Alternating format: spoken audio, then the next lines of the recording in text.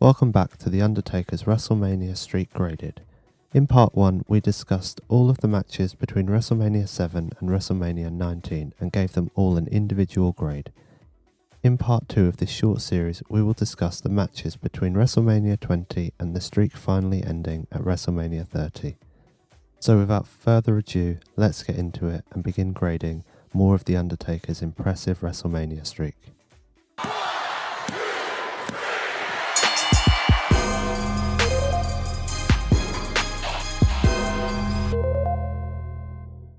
WrestleMania 20. Kane. Any fan of The Undertaker would have been excited to head into WrestleMania 20 knowing that we were about to get a rerun of WrestleMania 14 where he faced off against Kane, an incredible match. As soon as the entrance began at WrestleMania 20, we knew exactly what type of Undertaker we were about to get. The lights went out and the Druids appeared and began to line the entrance ramp. The Undertaker returned as his dead man gimmick, which was excellent to see. But not only did he return as the dead man, but he also returned with Paul Bearer at his side. After having 3 WrestleManias where The Undertaker was not using this gimmick, this certainly felt like a very big entrance. And between him and Kane, this match certainly had a big fight feel to it, just from the entrances alone. The match itself was quite slow to begin, but once it really started to take off, there was some quite good action. It was very quick, and it had a good feel to it for the majority of the match. Like we saw at WrestleMania 14, there were some big, heavy power strikes at the match, and there was a high intensity. This match truly felt like a grudge match between the two men. There was a lot of back and forth throughout the match, and it really showcased the best of The Undertaker and Kane's abilities as big men. However, unlike WrestleMania 14, there wasn't anything too incredible throughout the match, and a simple tombstone piledriver was able to put Kane away for the victory this time. Considering how good this match was at WrestleMania 14, I feel like we were a little bit let down with how the second match took place. I feel like these two men could deliver a whole lot more, and it was a little bit disappointing to watch. Overall, I would give this match a rank C. WrestleMania 21. Randy Orton. On paper, this match certainly had the potential to be a classic. As it began, The Undertaker had another one of his Druids entrances, which are just spectacular to watch. However, one interesting thing I noticed during this entrance was that The Undertaker wasn't walking to the ring in his normal fashion. He was stood on some sort of platform which rolled him down to the ring. Obviously this platform was disguised amongst all the smoke that normally appears during an Undertaker entrance. But the position of The Undertaker's body throughout the whole entrance just looked very bizarre as he rarely moved. He almost appeared like a statue rolling his way down to the ring. The commentators put this down to mind games being played by The Undertaker and trying to get into Randy's head. Perhaps this was the case, it just felt very weird to see. The match itself had a very good pace to it, and there was some big, powerful, explosive moves throughout the match from both men, which was brilliant to see. There was a nice use of the back and forth in the match, and it was far from one-sided. Throughout the match we had opportunities for both men to gain the advantage, and like I've said in previous matches, you wouldn't have been surprised if either man had picked up the victory here. This was also interesting as we got to see a whole load of submissions being used within the match, which I am happy to see if they are done in the correct fashion, and they certainly were done very well during this match. At one point during the match, the ref got knocked down, and of course the referees don't get up very quickly, so that left the door open for one thing to happen, and of course that happened. Cowboy Bob Orton appeared and knocked down The Undertaker using his arm cast. Randy Orton was able to gain the advantage, and the referee was up to count the pin. 1, 2, kick out by The Undertaker. After kicking out of this pin, The Undertaker sat up, which added a great visual to the match. The Undertaker tried to deliver the choke slam to Randy Orton, which he countered brilliantly into the RKO. Another one of those incredible RKO moments that should be on the highlight reel for Randy Orton. Randy Orton's arrogant side then came out as he tried to deliver the tombstone piledriver to The Undertaker. Was he going to be able to put The Undertaker away using his own move? Unfortunately for Randy, this didn't work out the way he had planned, as The Undertaker was able to reverse this straight into his own tombstone piledriver, driving Randy's head straight down into the mat and pinning him for the victory. This match was incredible. I really enjoyed this match, and I thought the use of outside interference was very well done. It certainly added an element to the match, as we began to believe that Randy Orton would be able to pick up the victory and defeat the streak. However, that wasn't the case. the Undertaker streak rolled on. Overall, this match will get a B, a very high B rank. WrestleMania 22, Mark Henry. The Undertaker versus Mark Henry sounds very exciting on paper, and when you add the stipulation of a casket match into it, surely this match has to deliver something. This match signified the first time a WrestleMania event had a casket match on the card, so it was certainly about to offer something exciting. There was a nice start to the match, and Mark Henry played his role perfectly, showing absolutely no fear of The Undertaker during his entrance and during the beginning part.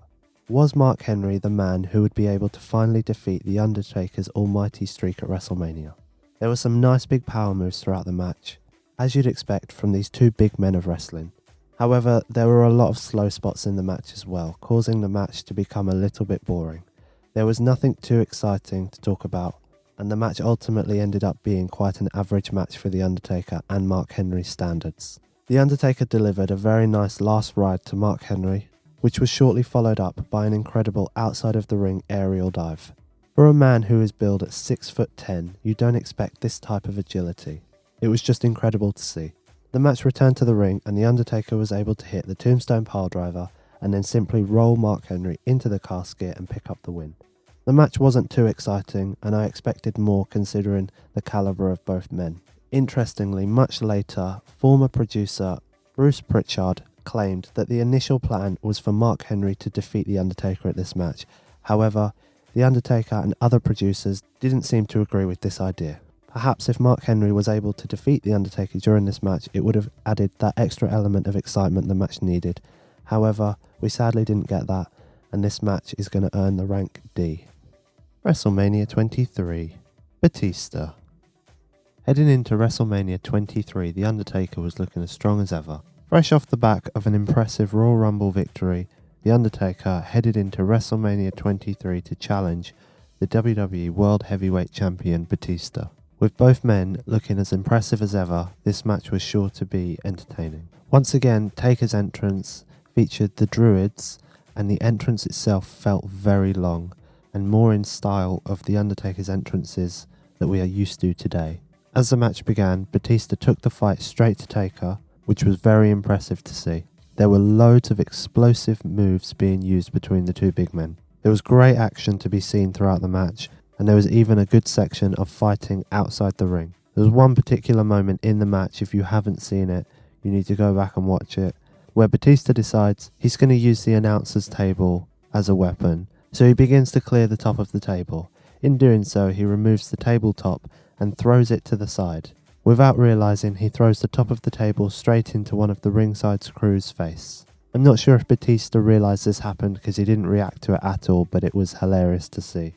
Back to the match, there was a really impressive running power slam through the table to Taker, and it generally looked like Batista was going to retain his championship at moments throughout this match. The match returned to the ring, where Batista attempted the pin, but there was a kick out by Taker. Even though he kicked out, Batista didn't stop here. He continued to dominate the match and dominate Taker in a way that generally looked like Taker's streak was about to be broken. Heading towards the latter stages of the match, there was a choke slam and pin attempt followed by a kick out. There was a spear and a Batista bomb with the pin attempt, but also another kick out. And then finally, The Undertaker was able to get Batista up and hit the Tombstone Piledriver on him for the victory. This was a very impressive match from start to finish. I very much enjoyed watching it. It's also noteworthy as it's the first time a Royal Rumble victory has come into play throughout the entirety of the streak so far. And also this was the second time that The Undertaker was able to capture a WWE title at WrestleMania.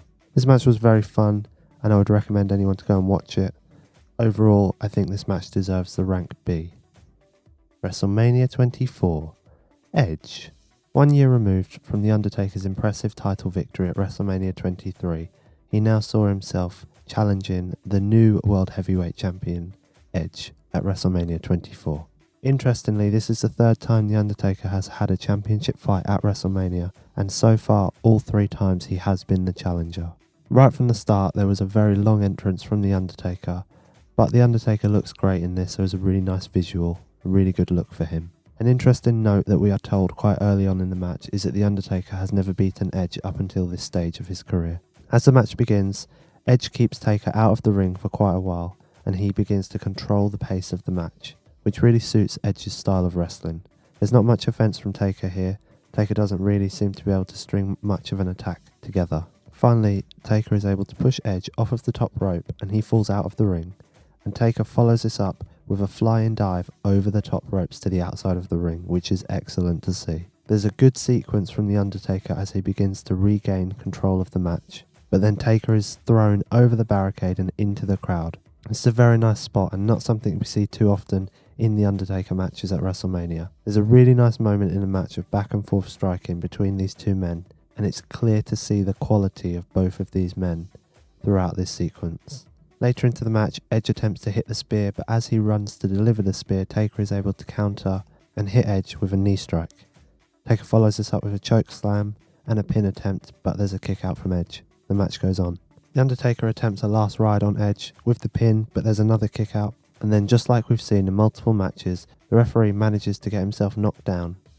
This allows Edge the opportunity to hit a low blow on Taker. However, there is a tombstone piledriver with the pin attempt, but seeing as the ref is still down, no one is there to count the victory.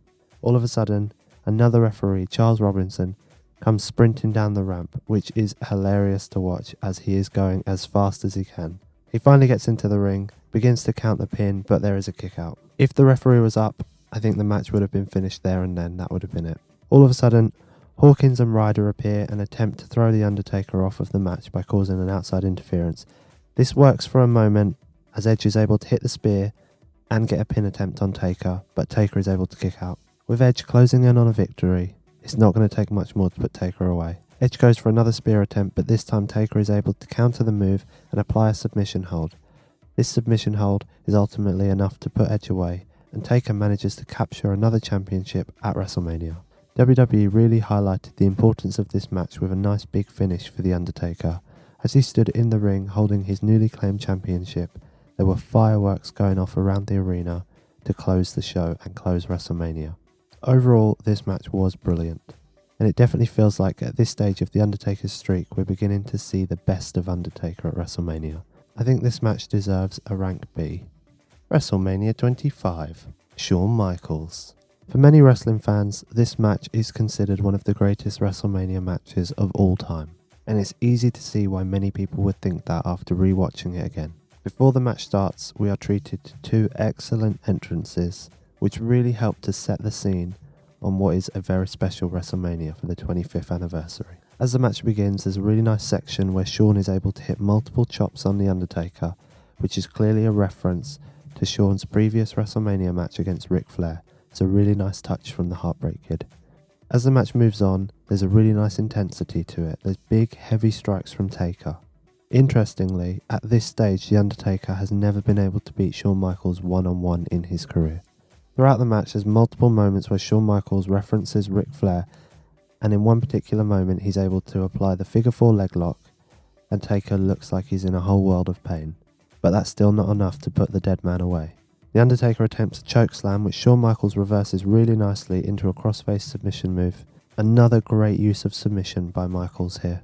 However, Taker's strength is too much for Michaels as he eventually is able to stand up and break the submission using a side slam. With both men down, Shawn does the traditional kip up to get himself back on his feet. There's a brilliant moment later on in the match as the fight begins to move outside of the ring. Shawn climbs the ropes and appears to be setting up some type of aerial maneuver. With Taker outside the ring, Shawn is forced to dive from the top rope to the outside of the ring to hit Taker, but Taker simply stands up and swats Shawn away. This is a very impressive visual as this giant of a man simply swats Shawn out of the air as if he's nothing. Taker returns to the ring and begins to build up some momentum to hit a flying dive over the top rope on Shawn, who's still outside the ring. But this time, in a very clever move, Shawn moves out of the way and pulls a cameraman into the line of fire instead. This is a very nice sequence as both men were able to very cleverly counter the opponent's aerial maneuvers. However, Taker's dive did see him hit the floor quite hard as he landed, which wasn't very nice to see. With Taker down after just hitting his head pretty much clean off of the floor outside the ring, Shawn returns to the ring. Shawn returns inside the ropes and almost begs the referee to begin the count out. Interestingly here, Shawn interrupts the referee so much for the count out that if he just let him count to 10, Shawn would have won the match. Because he took so long before allowing the referee to begin the count, Taker was able to beat the 10 count, rolling in just on the 9. A very close call for the dead man. This match so far has been excellent. It's filled with excitement, action, adrenaline, everything you'd hope for from a WrestleMania match. As you can imagine, Shawn is absolutely distraught that Taker has somehow managed to beat the 10 count and is back into the match. He sets up the Sweet Chin music, which Taker sidesteps into a choke slam and tries to pin, but there's a kick out. He tries again, but it doesn't work. Third time lucky, he's able to hit Sweet Chin music on the Undertaker and go for the pin. Taker is able to kick out and keep himself in the match. At this stage of the match, there's so much going on and so many high impact moves that it feels like the match could end at any moment. Taker attempts a last ride, but that's not enough to put Shawn away, and then Taker manages to miss a diving elbow from the top rope. He hits the tombstone piledriver, and normally that's enough to end any match, but Shawn is able to kick out of it. It seems that nothing is able to put Shawn away for the 3 count. Taker tries again but gets caught with a DDT, and Shawn climbs to the top rope to set up the diving elbow move. After the diving elbow, he then sets up the Sweet Chin music and hits it perfectly on Undertaker. Surely this is enough to put the dead man away. As the ref counts the pin, 1, 2, Taker is able to somehow kick out before 3. Absolutely incredible at this stage of the match. There's so much action, so much happening. Both men begin throwing strikes at each other and the match begins to get very physical. Shawn finally goes down and it looks like Taker has the advantage. Towards the later stages of the match, Shawn Michaels hits a backflip from the top rope, which is just an incredible visual to see, but Taker is able to catch him mid-air and transition this straight into the tombstone piledriver to put Shawn away for the victory. With this match officially over, this now brings The Undertaker to 17-0 in his streak, and there's a nice graphic shown on the Tron showing 17-0. At this stage of the streak, you have to wonder, is The Undertaker ever going to be able to get beaten? This was an incredible match by 2 incredible performers. They hit all the big moves and pulled out every stop to make sure this was a WrestleMania classic. It's hard to disagree with anyone that says this is one of the best WrestleMania matches of all time. And for that reason, this match entirely deserves the Pro Wrestling Weekly UK Seal of Approval rank. WrestleMania 26, Shawn Michaels. Here we are again, The Undertaker versus Shawn Michaels at WrestleMania. Is this match going to be able to deliver in the same way that last year's Classic did? Interestingly, there's a slight change to The Undertaker's entrance here, as he makes his appearance by rising up halfway down the rampway. It's an incredible visual, and certainly adds to the big fight feel that this match is producing. Before the match begins, Shawn Michaels taunts The Undertaker, and it's clear that we're about to get something amazing. Early in the match, The Undertaker attempts a chokeslam, but it's too soon and Shawn Michaels is able to counter. Shawn spends a lot of time in this match working on The Undertaker's knee. There's some great strikes, and before long, there's another chokeslam attempt. Shawn continues to work on the knee of The Undertaker, which is a very nice strategy to use throughout the match. If you can damage The Undertaker's leg, then you can take a lot of the power away from the big man. The use of submission in this match is also excellent. After working the knee for a bit, Shawn applies the ankle lock, and before Taker is able to counter or escape the move, he transitions into a leg bar, and all that work on the knee begins to finally show. Later into the match, there's a springboard backflip to the outside, which Undertaker catches and transitions into the tombstone, very similarly to the way that he was able to put Shawn away at WrestleMania 25. The Hell's Gate submission is able to be flipped into a pin attempt by Shawn Michaels, which is very clever. And Michael Cole even mentions the fact that no one ever counters the Hell's Gate, so Shawn Michaels is definitely breaking the barriers here. The match moves into a very nice piece of action towards the end, as there's a Sweet Chin music with a pin and kick out. A second Sweet Chin music is countered into the last ride, and the pin attempt is unsuccessful. Taker then tries another last ride onto the announcer's table, but Shawn is able to hit Sweet Chin music, which he then follows up with an incredible moonsault from the top rope to the outside of the ring. The match returns to the ring. Shawn hits another Sweet Chin music with an unsuccessful pin attempt, but tries for another and is countered into a chokeslam. Taker's able to get Shawn up and put him down for a tombstone piledriver. That's normally enough to put the match away, and it looks like Shawn doesn't have much left in him at this stage. But incredibly, Shawn Michaels is able to kick out before 3, and this gets a huge crowd reaction, which is incredible. Shawn Michaels begins to climb back up, literally using The Undertaker's legs to work his way back onto his feet.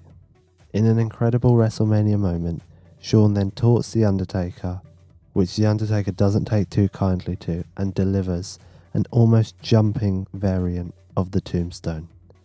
This is a very impressive tombstone that The Undertaker delivers to Shawn here, and is easily enough to put Shawn away for the victory.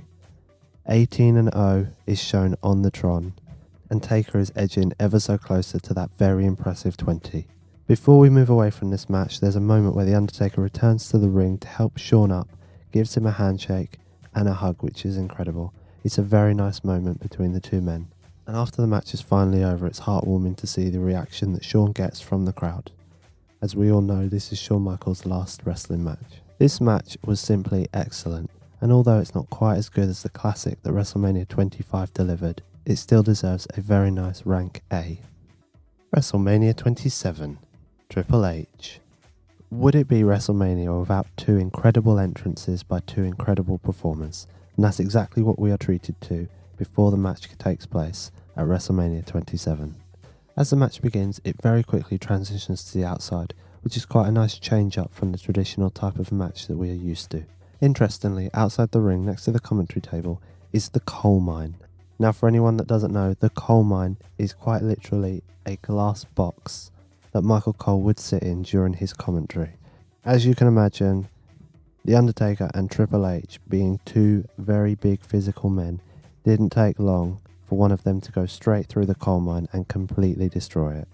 There's another nice moment as they're still outside the ring, as Triple H tries to pedigree Taker through the announcer's table, but he's able to counter and save himself. As the match moves on, it's quite clear that these two men are not going to hit the type of stamina that The Undertaker and Shawn Michaels were able to deliver in the last 2 years, as there's quite a lot of rest spots throughout the match, and very long ones at that. Hunter hits a great spinebuster through the announcer's table, and the match then moves into the very nice stage where we begin to get loads of finishing moves and pin attempts. There's a pedigree, a last ride, and a tombstone, which are all followed by unsuccessful pin attempts. Taker is almost shocked as Triple H is able to kick out of the tombstone piledriver, which is just incredible that this far into Taker's career, he's still shocked that someone can escape his finishing move. It just shows how well WWE have protected and utilised that move over the span of The Undertaker's career. Triple H hits a nice DDT onto a chair, follows it up with a pedigree and a pin attempt. Unsuccessful. A third pedigree is still kicked out of by The Undertaker, and Hunter then begins to literally beat The Undertaker's back with a chair. He then hits The Undertaker very cleanly straight across the head with the chair, which is always horrible to see a clean headshot with a chair. The arrogance of Hunter is on show here as he begins to taunt The Undertaker and then even attempts to hit a tombstone piledriver on Taker. But amazingly, Taker is able to kick out of the very move that he's won so many matches with. To close the match, Taker applies the Hell's Gate submission, and this submission hold is locked in for a very long time before Hunter finally taps out. It's an interesting finish to the match, as it shows the resistance that Hunter clearly has, that he wasn't willing to tap out so quickly. However, it did take the fast-paced ending away from us, as it felt like a very long time between The Undertaker locking the move in and Hunter finally tapping out. With the match finally over and Undertaker victorious, a huge 19-0 graphic appears on the screen. This is also followed up by a very nice fireworks sequence. However, the only thing that I did not enjoy about this match was the way it ended, and in particular the fact that Hunter was the one to lose, but Hunter was able to pick himself up and walk out of the arena. The victorious Taker seemed to be unable to stand up and in the end had to be stretchered out by a medical team. It just added a very strange feel to this very interesting match. But other than that, this match is quite enjoyable and is one to go and watch again, and I think it deserves a rank B. WrestleMania 28, Triple H. With this being the third time that Triple H was about to face The Undertaker at WrestleMania, I'm sure he was certainly hoping that this would be third time lucky, as he'd previously lost at WrestleMania 17 and last year at WrestleMania 27. Interestingly as well, Triple H up to this stage had never lost a match in which Shawn Michaels was the special referee before in his career. So far it was looking good that Hunter might be able to shock the world and pick up the victory. Before the match starts, we must mention the new look that Taker sports here, showing off the short-haired look that we began to see later on in The Undertaker's career. Being inside Hell in a Cell, this match was obviously going to deliver a lot of brutality, and I'm very glad that they used the cell to the best of their advantage, unlike the way the cell was used at WrestleMania 15 against the Big Boss Man. There was a horrible spinebuster delivered to Taker straight onto the steel steps, which was horrific to watch, as it did look like this was going to hurt a lot. However, the impact of the move wasn't enough to put Taker down completely, and he was able to lock in the Hell's Gate while draped over the steel steps, which was very impressive. It was clear to see that Taker wasn't the one in control of this match. There was multiple chair shots delivered to Taker, and multiple times where Shawn Michaels looked like he was about to stop the match, but Taker almost demanded Shawn not to stop the match. Hunter continued with this brutality with some horrific chair shots to Taker, and he kept telling Shawn to end the match, but Taker kept refusing to give up the victory. As we're inside the cell, anything goes, and Hunter resorted to using his trusted sledgehammer. Surely this was going to be enough to put Taker down, but no, there was a nice near fall pin and Taker was able to kick out and keep himself in the match. At one point it genuinely looked like Shawn was going to end the match, but before he was able to do that, Taker locked in a Hell's Gate move on Shawn. The sledgehammer came into play again, but Taker refused to be put down. With all three men back up and into the match, it looked like the end was near, as Shawn Michaels hit Taker with a sweet chin music, which was immediately followed up by Hunter delivering a pedigree to Taker. But no, there was a kick out. Taker was still alive. Yet again, the tombstone was not enough for Taker to close off the match, and similarly so, another pedigree was not enough to put the dead man down. However, towards the end of the match, Taker was able to gain the advantage completely and began to deliver some brutal chair shots back to Hunter. He followed up with a tombstone, and this was enough to put Hunter down for the 3 count. This was a very impressive way indeed to get over the 20 mark. Taker was now 20-0 at WrestleMania, an incredible achievement that no one's going to be able to beat in their career.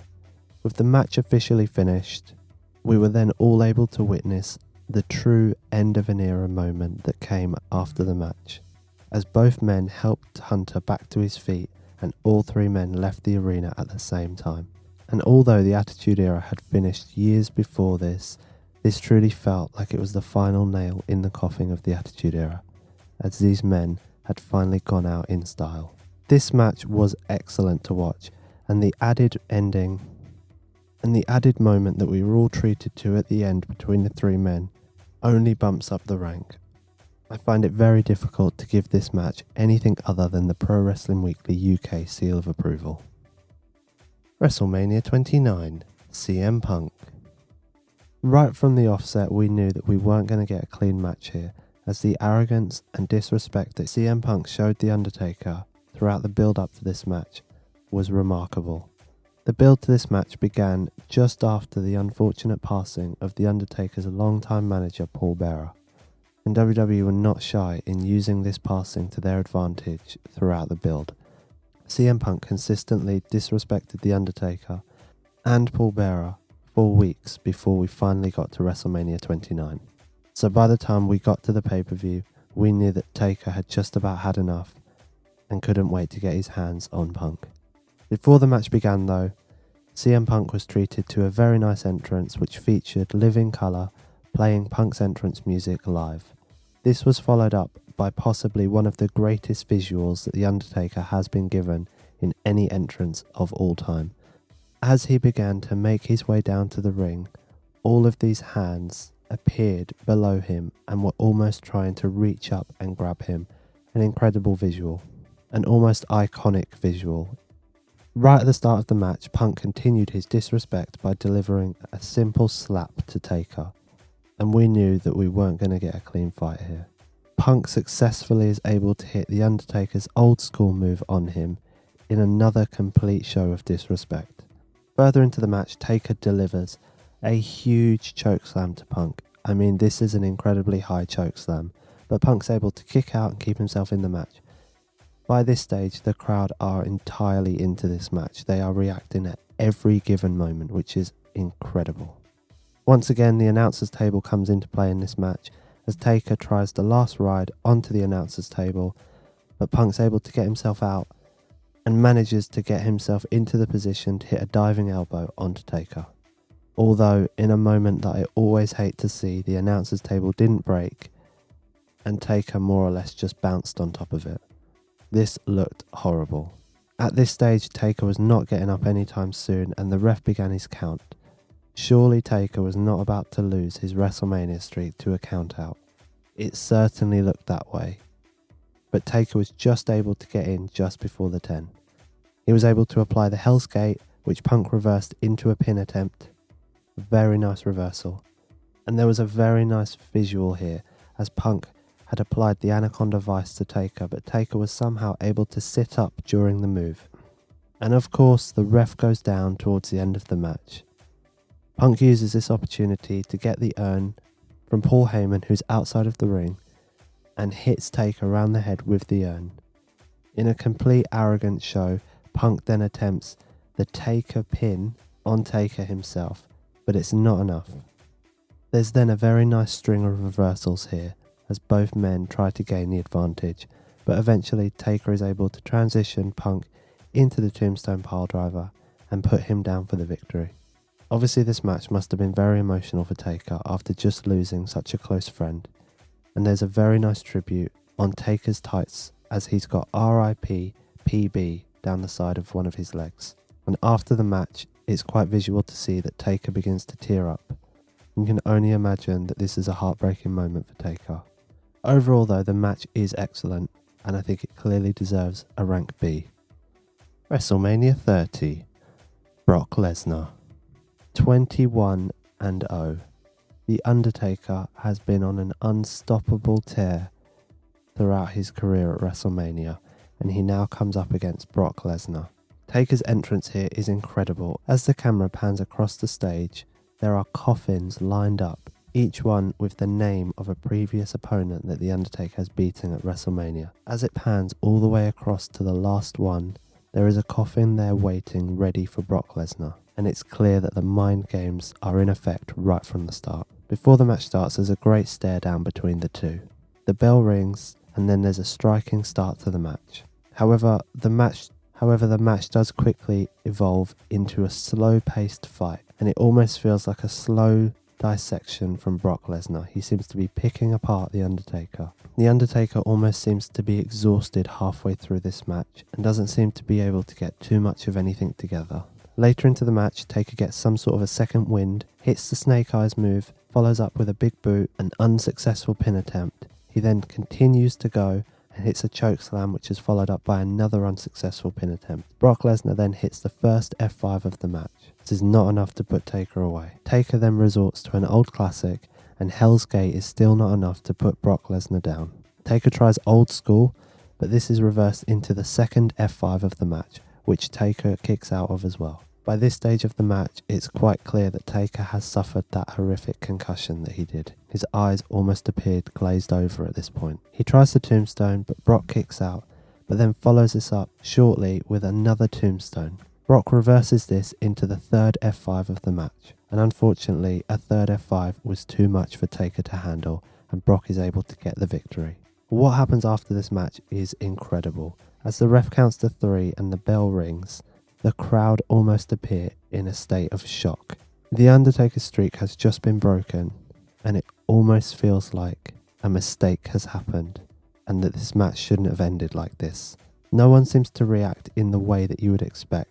There's not much cheering, there's almost silence in the arena. It's astounding to see. No music is played as well for about 2 minutes. WWE just allow the crowd to react, and the reaction clearly comes through when you watch it back. Finally, Brock Lesnar's music begins to play as he makes his way out of the arena, and the crowd somewhat seem to be coming to terms with the fact that The Undertaker's streak is finally finished.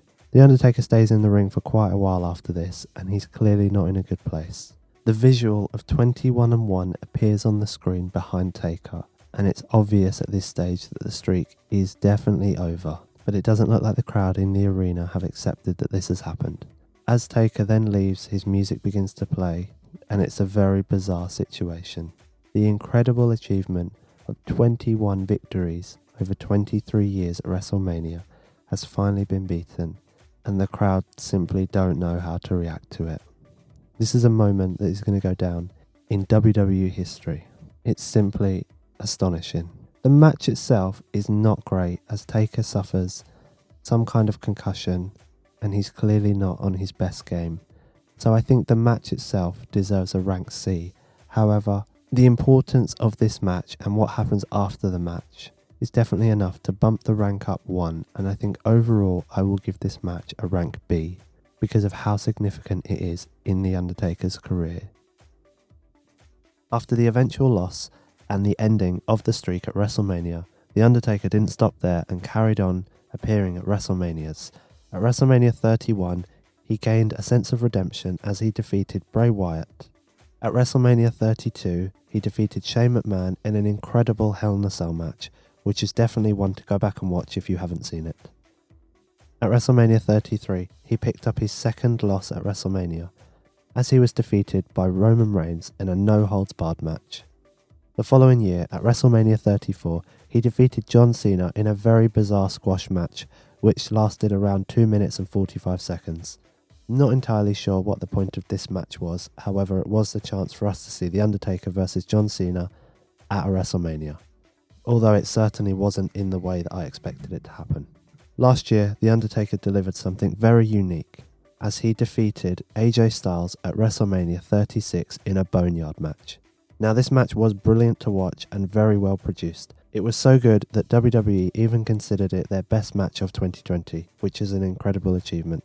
Overall, The Undertaker has been able to achieve an incredible WrestleMania record of 25-2, an achievement that I don't think will ever be paralleled in professional wrestling.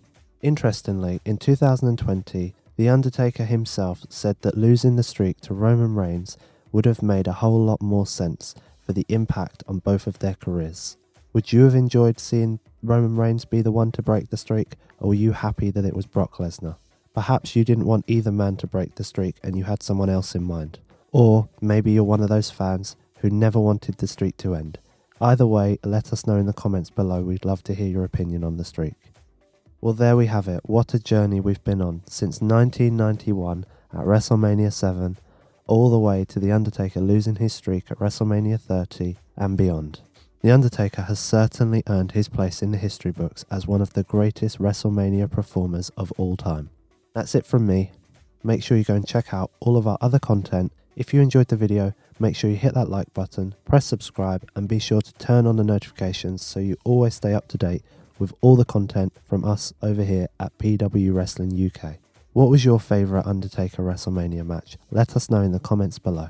But for now, I've been Liam from Pro Wrestling Weekly UK. Thanks for watching. See you next time.